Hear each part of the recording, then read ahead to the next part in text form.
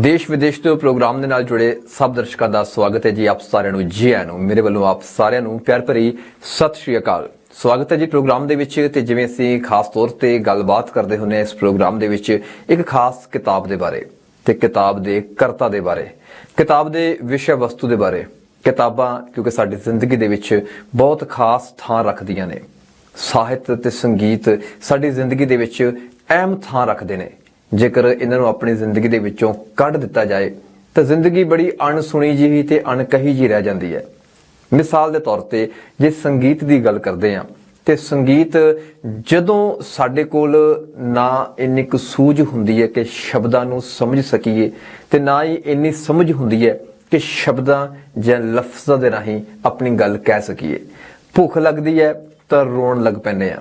ਭਾਵ ਬਚਪਨ ਤੋਂ ਹੀ ਪਹਿਲਾਂ ਦੀਆਂ ਗੱਲਾਂ ਜਦੋਂ ਅਸੀਂ ਬਹੁਤ ਛੋਟੇ ਹੁੰਦੇ ਆ ਤਾਂ ਉਸ ਵੇਲੇ ਸਾਡੇ ਰਿਸ਼ਤੇਦਾਰ, ਸਾਡੇ ਭੈਣ ਭਰਾ ਜੋ ਸਾਡੇ ਤੋਂ ਉਮਰ ਵਿੱਚ ਵੱਡੇ ਹੁੰਦੇ ਨੇ, ਸਾਡੇ ਦਾਦਾ ਦਾਦੀ ਜਾਂ ਮਾਤਾ ਪਿਤਾ, ਕਿਸੇ ਨਾ ਕਿਸੇ ਤਰ੍ਹਾਂ ਦਾ ਕੋਈ ਇਹੋ ਜਿਹਾ ਖਿਡੌਣਾ ਜੋ ਟਨਕਾਰ ਪੈਦਾ ਕਰਦਾ ਹੋਏ, ਭਾਵ ਕਿ ਜੋ ਸੰਗੀਤ ਪੈਦਾ ਕਰਦਾ ਹੋਏ, ਉਹ ਸਾਡੇ ਕੋਲ ਸਾਡੇ ਨੇੜੇ ਉਹਨੂੰ ਵਜਾਉਣਾ ਸ਼ੁਰੂ ਕਰਦੇ ਨੇ ਤਾਂ ਉਹ ਸੰਗੀਤ ਦੀ ਜਿਹੜੀ ਧੁਨ ਉੱਠਦੀ ਹੈ ਉਹ ਸਾਡੇ ਰੋਣ ਨੂੰ ਵੀ ਕਾਬੂ ਵਿੱਚ ਕਰ ਲੈਂਦੀ ਹੈ। ਜਾਂ ਕੋਈ ਸੰਗੀਤ ਦੀਆਂ ਧੁਨਾਂ ਉਸ ਉਮਰ ਦੇ ਵਿੱਚ ਸਾਨੂੰ ਆਪਣੇ ਵੱਲ ਬਹੁਤ ਆਕਰਸ਼ਿਤ ਕਰਦੀਆਂ ਨੇ।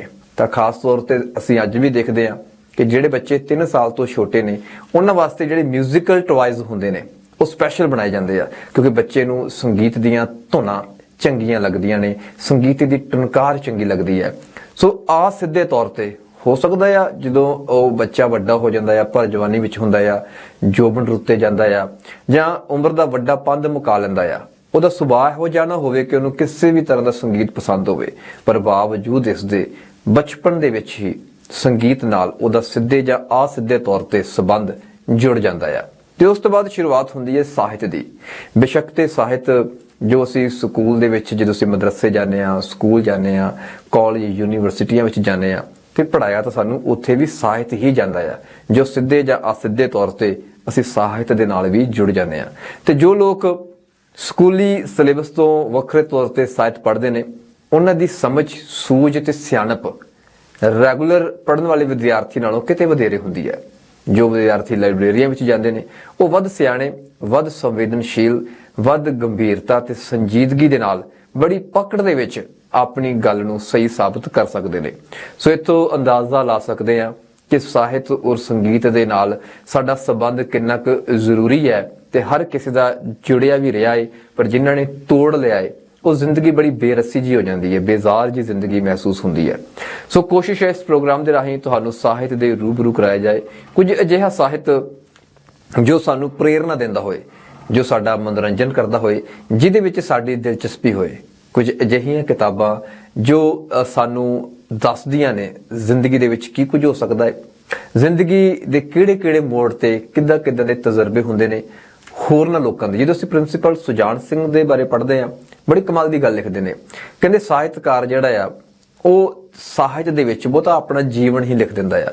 ਸੋ ਬਹੁਤ ਸਾਰੇ ਐਸੇ ਸਾਹਿਤਕਾਰਾਂ ਦੇ ਜੀਵਨ ਜਿਨ੍ਹਾਂ ਨੇ ਵੱਡੀਆਂ ਮਿਹਨਤਾਂ ਕੀਤੀਆਂ, ਵੱਡੀਆਂ ਪ੍ਰਾਪਤੀਆਂ ਕੀਤੀਆਂ, ਜ਼ਿੰਦਗੀ ਦੇ ਵਿੱਚ ਸੁੱਖ ਦੁੱਖ ਨੂੰ ਆਪਣਾ ਹਿੱਸਾ ਬਣਾਇਆ, ਬਹੁਤ ਵੱਡੇ ਉਤਰਾਅ ਚੜ੍ਹਾਅ ਵੇਖੇ ਤੇ ਫਿਰ ਉਹਨੂੰ ਲਿਖਿਆ। ਫਿਰ ਉਹ ਚਾਹੇ ਨਾਵਲ ਦੇ ਰੂਪ ਵਿੱਚ ਹੋਏ, ਚਾਹੇ ਕਹਾਣੀ ਦੇ ਰੂਪ ਵਿੱਚ ਹੋਏ ਜਾਂ ਕਵਿਤਾ ਦੇ ਵਿੱਚ ਆਪਣੀ ਗੱਲ ਕੀਤੀ ਹੋਵੇ। ਕਵਿਤਾ ਦਾ ਕਿਉਂਕਿ ਘੇਰਾ ਬੜਾ ਵਿਸ਼ਾਲ ਹੁੰਦਾ ਹੈ, ਬਹੁਤ ਥੋੜੇ ਸ਼ਬਦਾਂ ਵਿੱਚ ਬਹੁਤ ਵੱਡੀ ਗੱਲ ਕੀਤੀ ਜਾਂਦੀ ਹੈ।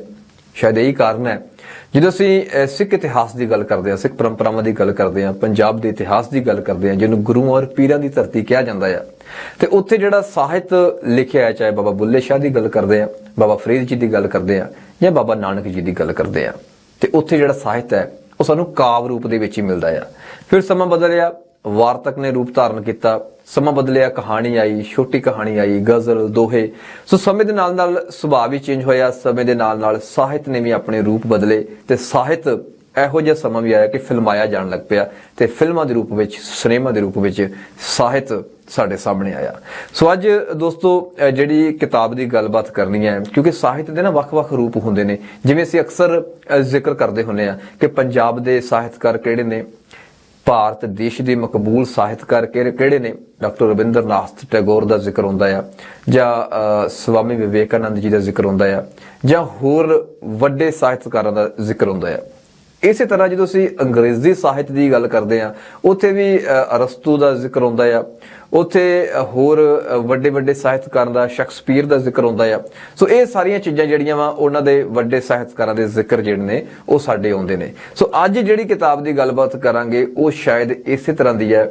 ਕੁੱਜੇ ਵਿੱਚ ਸਮੁੰਦਰ ਬੰਦ ਹੈ, ਉੱਥੇ ਇਕੱਲਾ ਪੰਜਾਬ ਦਾ ਸਾਹਿਤਕਾਰ ਨਹੀਂ ਬੈਠਾ, ਉੱਥੇ ਦੇਸ਼ ਦਾ ਸਾਹਿਤਕਾਰ ਨਹੀਂ ਬੈਠਾ, ਬਲਕਿ ਪੂਰੀ ਦੇਸ਼ ਦੁਨੀਆ ਦੇ ਸਾਹਿਤਕਾਰ ਬੈਠੇ ਹੋਏ ਨੇ। ਸੋ ਕਿਤਾਬ ਸਾਡੇ ਬਹੁਤ ਹੀ ਸਤਿਕਾਰਤ ਅਦਾਰਾ ਕਹਾਂਗਾ ਮੈਂ, ਕਿਉਂਕਿ ਉਹਨੇ ਬਹੁਤ ਕੰਮ ਕੀਤਾ ਖਾਸ ਤੌਰ ਤੇ ਪੰਜਾਬੀ ਭਾਸ਼ਾ ਦੇ ਵਿਕਾਸ ਦੇ ਵਾਸਤੇ।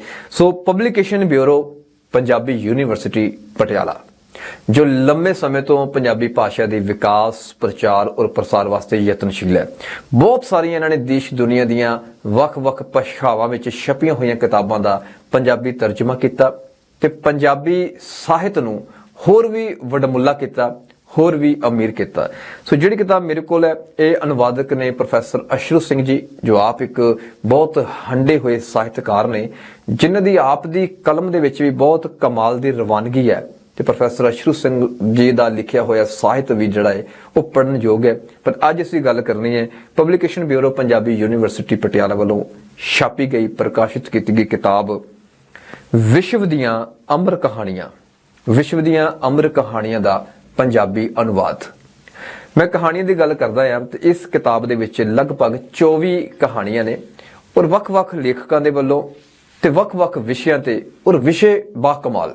ਕਿਉਂਕਿ ਜਿਹੜੀ ਕਿਤਾਬ ਮੈਂ ਆਪਣੇ ਦਰਸ਼ਕਾਂ ਦੇ ਰੂਬਰੂ ਕਰਨੀ ਹੁੰਦੀ ਹੈ, ਪਹਿਲਾਂ ਮੈਂ ਉਹਨੂੰ ਪੜ੍ਹਨਾ ਜ਼ਰੂਰੀ ਸਮਝਦਾ ਆ, ਪੂਰਾ ਹੋਮਵਰਕ ਕਰਕੇ ਤੁਹਾਡੇ ਰੂਬਰੂ ਹੁੰਨੇ ਆ। ਸੋ ਇਸ ਕਿਤਾਬ ਦੇ ਵਿੱਚ ਆਸਕਰ ਵਾਈਲਡ ਦੀ ਕਹਾਣੀ ਹੈ, ਜਿਹੜੀ ਪਹਿਲੀ ਕਹਾਣੀ ਹੈ ਸਵਾਰਥੀ ਦਿਓ। ਬੱਚਿਆਂ ਪ੍ਰਤੀ ਇਹ ਜੋ ਸਾਡਾ ਸਨੇਹ ਹੋਣਾ ਚਾਹੀਦਾ ਆ, ਬੱਚਿਆਂ ਪ੍ਰਤੀ ਮੋਹ ਕਿਦਾਂ ਦਾ ਹੋਣਾ ਚਾਹੀਦਾ ਆ, ਕੁਝ ਇਸ ਤਰ੍ਹਾਂ ਦੇ ਵਿਸ਼ੇ ਉੱਤੇ ਇਹ ਲਿਖੀ ਹੋਈ ਕਹਾਣੀ ਹੈ। ਇਸ ਤੋਂ ਬਾਅਦ ਕਹਾਣੀ ਚਿੜੀਆਂ ਹੈ, ਜੋ ਕੇ ਅੱਬਾਸ ਵੱਲੋਂ ਲਿਖੀ ਹੋਈ ਹੈ।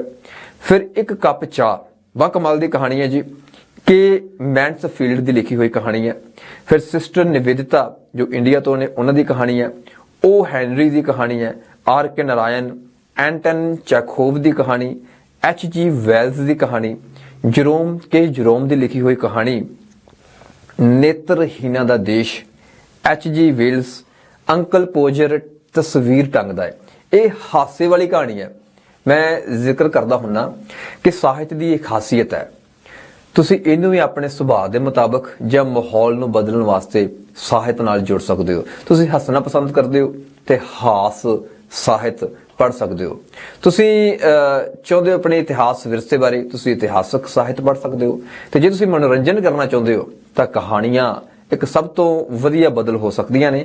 ਸੋ ਅੱਗੇ ਚੱਲਦੇ ਹਾਂ ਜੀ। ਲਿਓ ਟੋਲਸਟਾਈ ਦੀ ਕਹਾਣੀ, ਖੁਸ਼ਵੰਤ ਸਿੰਘ ਹੋਣਾ ਦੀ ਕਹਾਣੀ, ਗਾਈ ਦੇ ਮਪੌਂਸਾ ਦੀ ਹੀਰਿਆਂ ਦਾ ਹਾਰ ਕਹਾਣੀ, ਮੈਕਸਿਮ ਗੁਰਕੀ ਦੀ ਕਹਾਣੀ, 26 ਆਦਮੀ ਅਤੇ ਇੱਕ ਕੁੜੀ। ਔਰ ਇਸੇ ਤਰ੍ਹਾਂ ਅੱਗੇ ਅਸੀਂ ਗੱਲ ਕਰੀਏ ਮੁਲਕ ਰਾਜ ਆਨੰਦ, ਰਵਿੰਦਰਨਾਥ ਟੈਗੋਰ, E.V. ਲੂਕਸ, ਨਥੇਨੀਅਲ ਹਾਥੋਰਨ, ਔਰ ਇਸੇ ਤਰ੍ਹਾਂ ਸੋਮਰਸ ਮੌਮ ਦੀ ਲਿਖੀ ਹੋਈ ਕਹਾਣੀ, ਕਾਰਲ ਕਾਪੇਕ ਦੀ ਕਹਾਣੀ, ਸਾਕੀ ਦੀ, ਸਰ ਆਰਥਰ ਕੋਨਨ ਡੋਇਲ, ਸ਼ਾਰਲਟ ਮੇਰੀ ਯੰਗ, ਵਾਈਕੋਮ ਮੁਹੰਮਦ ਬਸ਼ੀਰ ਤੇ ਇੱਕ ਕਹਾਣੀ ਜਿਹੜੀ ਅਗਿਆਤ ਵੱਲੋਂ ਲਿਖੀ ਔਰ ਬਾ ਕਮਾਲ ਦੀ ਕਹਾਣੀ ਹੈ, 3 ਨੱਚਣ ਵਾਲੀਆਂ ਬੱਕਰੀਆਂ, ਜਿਹਨੂੰ ਅਸੀਂ ਕਹਿ ਸਕਦੇ ਵੀ ਸ਼ਾਇਦ ਇੱਕ ਲੋਕ ਕਹਾਣੀ ਹੈ। ਲੋਕ ਕਹਾਣੀਆਂ ਸੀਨਾ ਬਸੀਨਾ ਮੂੰਹ ਜ਼ਬਾਨੀ ਅੱਗੇ ਤੋਂ ਅੱਗੇ ਚੱਲਦੀਆਂ ਰਹਿੰਦੀਆਂ ਨੇ। ਉਹਨਾਂ ਦੇ ਸਾਹਿਤ ਕਿੰਨੇ ਲਿਖਿਆ ਸੀ, ਉਹ ਕਿੰਨੇ ਲਿਖੀ ਹੈ, ਕਈ ਵਾਰੀ ਇਹ ਨਹੀਂ ਪਤਾ ਹੁੰਦਾ, ਪਰ ਕਹਾਣੀ ਬੜੀ ਕਮਾਲ ਦੀ ਹੈ। ਵਫਾਦਾਰ ਮਿੱਤਰ, ਸੰਸਾਰ ਪ੍ਰਸਿੱਧ, ਨੱਕ ਦੀ ਕਹਾਣੀ ਹੈ, ਗਵਾਚਿਆ ਬੱਚਾ, ਘਰ ਵਾਪਸੀ। ਔਰ ਕੁੱਲ ਮਿਲਾ ਕੇ ਹਰ ਕਹਾਣੀ ਮਨੁੱਖੀ ਜ਼ਿੰਦਗੀ ਦੇ ਨਾਲ ਬੜਾ ਗੂੜਾ ਸੰਬੰਧ ਰੱਖਦੀ ਹੈ, ਸਾਡੇ ਸੱਭਿਆਚਾਰ ਦੇ ਨਾਲ, ਸਾਡੇ ਸਮਾਜ ਦੇ ਨਾਲ। ਤੇ ਗੱਲ ਕਰਾਂ ਕਿਤਾਬ ਦੀ ਜੀ, ਕਿਤਾਬ ਦੀ ਕੀਮਤ 280 ਰੁਪਏ ਹੈ ਤੇ ਪੰਨੇ ਲਗਭਗ 184 ਨੇ। ਤੇ ਮੈਂ ਪਹਿਲਾਂ ਵੀ ਜ਼ਿਕਰ ਕਰ ਚੁੱਕਾ ਹਾਂ, ਇਹ publication bureau Punjabi University Patiala ਨੇ ਛਾਪੀ ਹੈ। ਪ੍ਰੋਫੈਸਰ ਅਸ਼ਰ ਸਿੰਘ ਇਹਦੇ ਸੰਪਾਦਕ ਨੇ। 2016 ਵਾਲਾ ਐਡੀਸ਼ਨ ਮੇਰੇ ਕੋਲ ਹੈ, ਜਿਹਦੀ ਕੀਮਤ 280 ਰੁਪਏ। ਜੇ ਦੁਬਾਰਾ ਛਪੇ ਹੋਇਆ ਹੋ ਸਕਦਾ ਹੈ ਕੀਮਤ ਵਿੱਚ ਕੋਈ ਵਾਧਾ ਹੋਇਆ ਹੋਵੇ। ਸੋ ਨੈਕਸਟ ਟਾਈਮ ਤੁਸੀਂ ਜਾਓ ਤੇ ਕਨਫਰਮ ਕਰ ਸਕਦੇ ਹੋ। ਕਿਤਾਬ ਦਾ ਟਾਈਟਲ ਕੁਝ ਇਸ ਤਰ੍ਹਾਂ ਦਾ ਹੈਗਾ ਆ, ਵਿਸ਼ਵ ਦੀਆਂ ਅਮਰ ਕਹਾਣੀਆਂ ਜਾਂ ਵਿਸ਼ਵ ਦੀਆਂ ਅਮਰ ਕਹਾਣੀਆਂ ਦਾ ਪੰਜਾਬੀ ਅਨੁਵਾਦ। ਬਾ ਕਮਾਲ ਦੀਆਂ ਕਹਾਣੀਆਂ, ਮਨੋਰੰਜਨ ਵੀ ਕਰਨਗੀਆਂ ਤੇ ਜ਼ਿੰਦਗੀ ਦੇ ਬਾਰੇ ਇੱਕ ਵੱਡੀ ਸਿੱਖਿਆ ਵੀ ਦੇਣਗੀਆਂ। ਉਮੀਦ ਕਰਦਾ ਹਾਂ ਅੱਜ ਇਸ ਕਿਤਾਬ ਬਾਰੇ ਕੀਤੀ ਗਈ ਚਰਚਾ ਤੁਹਾਨੂੰ ਪਸੰਦ ਆਈ ਹੋਵੇਗੀ। ਸੋ ਮਿਲਦੇ ਹਾਂ ਅਗਲੇ ਹਫਤੇ ਇੱਕ ਨਵੀਂ ਕਿਤਾਬ ਦੇ ਨਾਲ, ਨਵੇਂ ਸਾਹਿਤਕਾਰ ਦੇ ਨਾਲ। ਤਦ ਤੱਕ ਲਈ ਦਿਓ ਇਜਾਜ਼ਤ। ਸਤਿ ਸ਼੍ਰੀ ਅਕਾਲ।